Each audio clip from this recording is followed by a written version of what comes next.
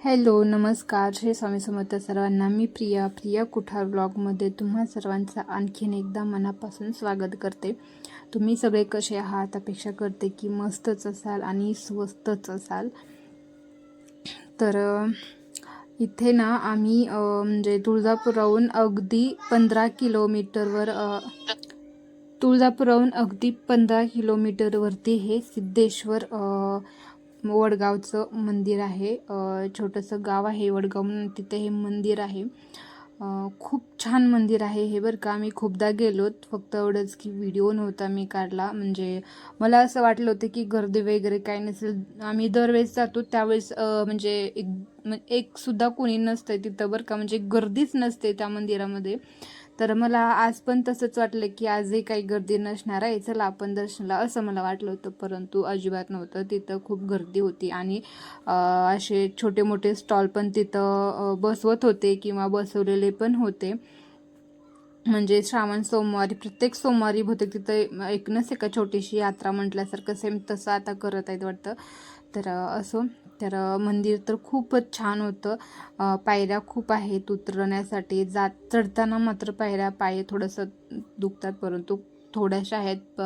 आणि आमचं नेहमीचं हे काम असतं बरं का, की कुठल्याही मंदिरामध्ये गेलं ना की आम्हाला अशी घंटी वाजवूच वाटते. तर प्रथम दर्शन गणपती बाप्पांचं घेतलं आणि इथं अशी एक छान अशी महादेवांची पिंड आहे.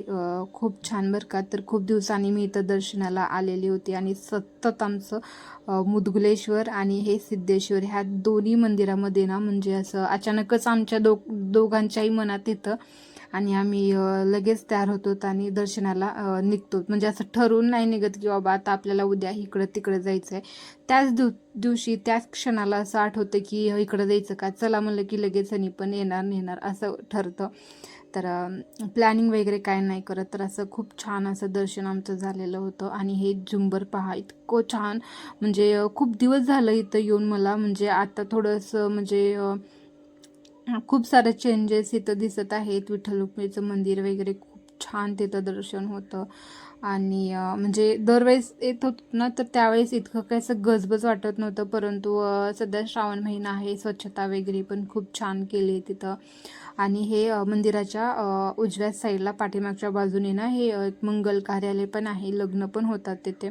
खूप मोठं मंगल कार्यालय पण आहे. आणि दर्शनासाठी ते रांगा पण बहुतेक तिथे लावलेल्या आहेत. आणि हे पहा, हे बांबू ट्री, म्हणजे आपण घरामध्ये किती छोटंसं पाण्यामध्ये ग्लासात किंवा काचेच्या एका छोट्याशा बाउलमध्ये आपण हे बांबू ट्री लावतो, परंतु इथं पहा किती मोठाले हे बांबू ट्री झालेत ना. म्हणजे मला तर अक्षरशः आश्चर्यच वाटते बरं का. आणि इतकं छान खारुताई चिमण्या वगैरे इथं आवाज येत होता ना, खूप छान असं भारी वाटत होतं. आणि किती गुच्छदार हे बांबू ट्री आलेत ना, म्हणजे एकात एक पूर्ण असं एकदम. आणि हे आमचं नेहमीचंच काम असतं बरं का. मुदगुलेश्वरला सुद्धा गेल्यानंतर आम्हाला हे चंदन फिरवायला फार आवडतं. भलेही ते चंदन काली निघो किंवा न निघो, परंतु खुशीला असं चंदन काढायला फार आवडतं. तर आता तिला तिचे बाबा नेहमी मदत करत असतात, मी माझं आपलं काम करत असते व्हिडिओचं. तर आता ना म्हणजे खूप छान असं दर्शन झालेलं होतं. आणि आता हे पाठीमागची बाजू आहे मंदिराच्या. आणि मंदिराचा जो गाभा असतो ना, तर त्याचा हा कळस आहे. किती छान छोट्या छोट्या मूर्ती आहेत ना. तिथं अंबाबाईची मूर्ती आहे आणि कृष्णाची आहे, संत तुकाराम महाराजांची मूर्ती आहे. किती छान. आणि खूपच भारी वाटले बरं का. आणि इतकं छान असं वातावरण पण पडलेलं होतं. खूप छान. अगदी म्हणजे नंदीसुद्धा दिसत आहेत. म्हणजे दर्शन थोडंसं पाऊस लागलेला होता, परंतु भिजलो काही नाही आम्ही. तर आम्ही जसं जसं पुढे गाडी घेत होतो ना, तर तसं तसं पुढे पाऊस म्हणजे चाललेला सरकत होता. आणि इथे ना कुंड किंवा म्हणजे आय थिंक आडच असणार आहे ही. 2 नंदी आहेत तिथं, तुळस वगैरे. वरती त्यांनी जाळी लावल्या, याचा अर्थ तिथं आडच असणार आहे. अगोदरच्या काळी कसं आड, म्हणजे आता सुद्धा पाहायला मिळतात बरं का आड, म्हणजे विहिरीपेक्षा पण खूप खूप खोलवरती ते आड असतं.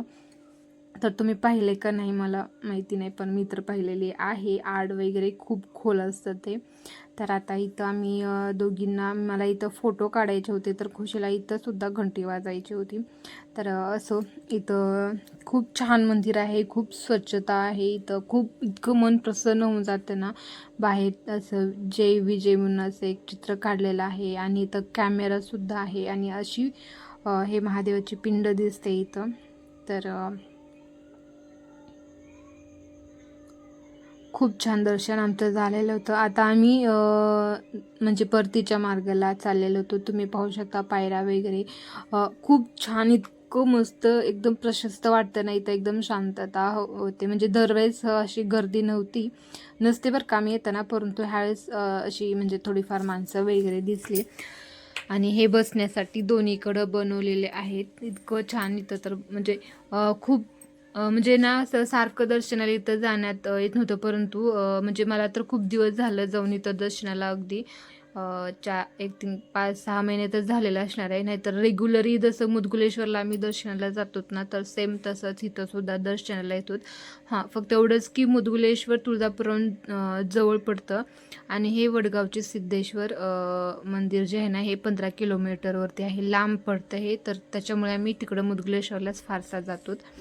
आणि हे पहा, हे खरं बेलाचं झाड आहे. म्हणजे जे काटेरी बेल असतं ना, तर ते रिअल म्हणजे खरं बेलाचं झाड असतं. 2-2 तिथं बेलाची झाडं मला दिसली होती. असं वाटत होतं की मी ह्याला उपटून घरी आणावी. पण तिथं खूप सारी माणसं होती आणि मला ह्यानी ओरडले पण असते, म्हणून म्हटलं की ते दोन्ही झाडं मी तिथंच ठेवून द्यावी. आणि इथं थोडंसं पुढे आल्यानंतर ना, इथं मारुतीचं मंदिर आहे, हनुमानचं. तर मी काय आतमध्ये नव्हती गेले, ह्या दोघांनाच पाठवलेलं होतं. तर इतकं छान, हे पण मंदिर खूप स्वच्छ आहे बरं का. खूप छान अशी मूर्ती आहे, खूप स्वच्छता आहे बरं का त्या मंदिरात. आणि आता हा जो रोड आहे ना, तर आपसिंगा गावाला हा रोड जातो. तर आपण म्हणजे मेन रोड ते ज्या रोडने गेलोत ना, तर त्या रोडने न न जाता आपसिंगा रोड जे गाव आहे ना, त्या गावातून आम्हाला तुळजापूरला जायचं होतं. तर आता इथं इतकं मस्त असं वातावरण झालेलं होतं ना, अगदी म्हणजे ढगाळ वातावरण होतं. आणि म्हणजे माझ्यापेक्षा जास्ती ह्यांना हे असं वातावरण इतकं पाहायला आवडतं ना, की एकदम सनसेट म्हणा किंवा इतकं असं डोंगर वगैरे म्हणा, किंवा असं एक फ्रेश वातावरण असतं ना, की एक 6 वाजल्याचं किंवा 5-6च्या दरम्यानचं जे वातावरण असतं ना, तर ते ह्यांना फार आवडतं. आणि आज नेमकं म्हणजे पाऊस वगैरे काहीच नव्हता. म्हणजे इतकं असं फ्रेश वाटत होतं ना, इतकं थंडगार अशी हवा लागत होती, इतकं माइंड रिलॅक्स वाटत होतं ना. म्हणजे ह्या रोडनी आम्ही फक्त एकदाच आलेलो होतो, ज्यावेळेस की खुशी नव्हती बरं का, त्यावेळेस मला ह्यानी इथून मला आणलेलं होतं. तर पाहावं, तिथं सगळीकडे झाडं, डोंगर, सगळ्या शेतीच दिसत होत्या आणि शेतीने सगळ्यांच्या सोयाबीन, ऊसं लावलेली. इतकं मस्त असं इतकं हिरवंगार आहे ना इथं. येत्या वेळेस इथं तुम्ही पाहू शकता, इतकं झाडं वगैरे, ही डोंगरं वगैरे, म्हणजे मला तर फार आवडतं बरं का. इतकं माइंड एकदम रिलॅक्स होऊन जातं. फक्त एवढंच की रस्ता थोडासा असं, म्हणजे अगोदर रस्ता चांगला होता, फक्त आता ह्यावेळेस त्यांनी रस्ता तिथला ना, म्हणजे असं उकरलेला दिसत होता. म्हणजे बहुतेक डांबर वगैरे समोर थोडंसं म्हणजे दगडं वगैरे पण आणून टाकलेले दिसले होते. नवीन रस्ता तयार तिथं करत आहेत वाटतं. तर अगोदर आम्ही गेलो होतो ना, तर त्या टायमिंगला असा रस्ता नव्हता. तर हे ना, म्हणजे रस्त्याच्या अगदी दोन्ही बाजूंना असे डोंगर होते. इतकं मस्त घनदाट अशी झाडं होती ना, असं वाटत होतं की अगदी कुठल्या तरी एकदम झाडाच्या भुयारातूनच आम्ही चाललो की काय, असं वाटत होतं. इतकं छान, इतकं फ्रेश वाटत होतं ना, इतकं भारी, तुम्ही पाहू शकता. म्हणजे खूपच छान, मला तर इतकं भारी, इतकं फ्रेश वाटलं ना ह्या दिवशी. आणि खूप दिवसातून मी चालले होते. ह्यांना म्हणत होते की मी स्पीड गाडीची नका वाढू, एकदम सावकाश गाडी घ्या, असं माझं म्हणणं होतं. परंतु ह्यांनी म्हटले की ते वाघ वगैरे पण येण्याची शक्यता असते. आता ह्यांनी मला भीती दाखवलीत का माहिती नाही, खरं आहे. तर आता तिथून आम्ही फायनली तुळजापूरमध्ये आलेलो. तिथं गणपतीचं इच्छापूर्ती मंदिर आहे, हे सुद्धा खूप छान प्रसिद्ध मंदिर आहे. तर इथं आमच्या दोघींना सोडून ह्यांनी पार्सल आणायला गेले होते. मी घरातून निघताना ना डाळ भात बनवलेली होती आणि म्हणजे सकाळी नाश्त्याला केलं तर परत डाळ भात लावून कुकरला आलेली होती, वरण फोडणी टाकून. आणि आता ह्यानी म्हटले की इथं तुम्ही दोघी थांबा, मी पार्सल आणतो. तर रोट्या आणि पनीरची भाजी ह्यांनी आणलेली होती. तर घरी आल्यानंतर मस्तपैकी असं जेवण आम्ही केलं आणि अगदी 2 वाजलेले होते. तर आता चला मी माझा व्हिडिओ इथंच संपवते. तुम्हाला माझा व्हिडिओ कसा वाटला नक्की सांगा. तर भेटूया नेक्स्ट व्हिडिओमध्ये. तोपर्यंत bye, take care and Shri Swami Samarth सर्वांना.